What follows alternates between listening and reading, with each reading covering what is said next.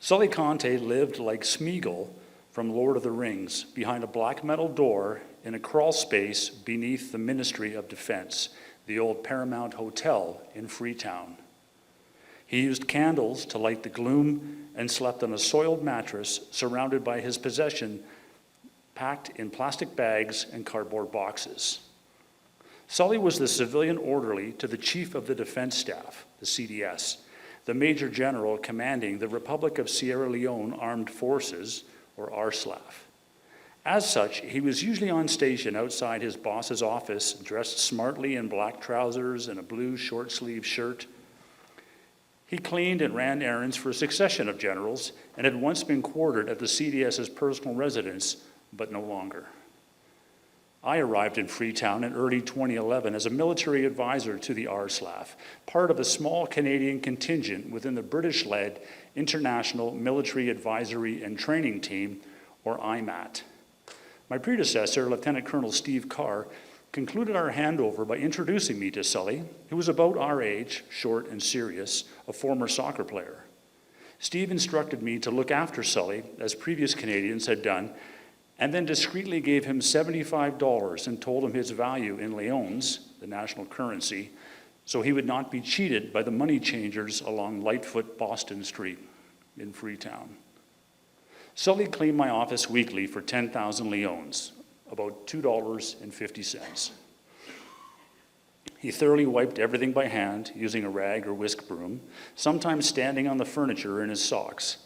Once he fogged the room with a choking, rose-scented spray left behind by the previous occupant, a Scottish woman who had been the civilian advisor to the Minister of National Defense. You know, in Canada, that's for ladies, I told him. But I like the smell, he said with a rare grin. Well, you can keep it then. He left with it, as well as a collection of stained tea mugs and a framed portrait of the previous president, no doubt to sell. Sully's eagerness to earn extra money by performing chores for the predominantly white IMAT advisors did not go unnoticed by the African officers who lightly mocked him for his servility. Another time, his hands full, Sullay instructed me to remove a packet of photos from his shirt pocket.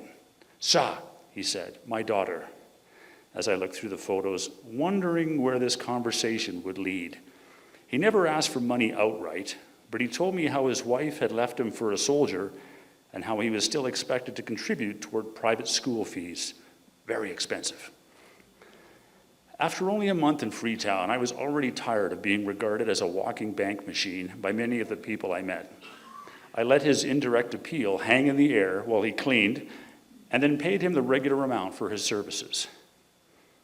Every second Tuesday, he would linger by my door to see if I had returned from the regular national security meeting with an uneaten box lunch. If I did, it was his. At Easter, I gave him 200,000 leones, $50, so he could buy gifts for his family, telling him to keep this act of charity a secret. God bless you, sir, and God bless your family. In order to make more money, he offered to tutor me in Creole, the local dialect. But it was a rainy season, and he became too sick to do this. The dubious pills and tests he received for tuberculosis and HIV/AIDS did nothing to relieve his chronic diarrhea. One Friday, I gave him my supply of Imodium. It won't cure you, but it will give you some relief. God bless you, sir, he said, slipping the tablets into his pocket. He looked much improved the following Monday, but when his symptoms returned later in the week, he went into Freetown's military hospital, more renowned for its modern morgue than for its standard of care. Several IMAT officers visited him there, bringing gifts of cheese, pop, and the canned sardines he had requested. During one visit, another patient asked me to buy him a unit of blood. I am from 4 Battalion. I cannot afford the bag. It costs $50,000, $12. I saw Sullay for the last time in early July 2011. He was lying in bed wearing a Vancouver Canucks toque to stay warm. A lean man to begin with, he now weighed about 80 pounds. He reminded me of skeletal prisoners of war I had seen in old photographs, starved by the Japanese after the fall of Hong Kong. "I don't think I'm going to live," he said. "Look." He raised his t-shirt and gripped the taut flesh of his belly and then took his hand away. The skin he had crimped formed a diagonal ridge above his belly button. He was so dehydrated it lacked any elasticity. I had never seen anything like it. He was bitter that, after serving 3 chiefs of the defense staff, none of them had come to visit him.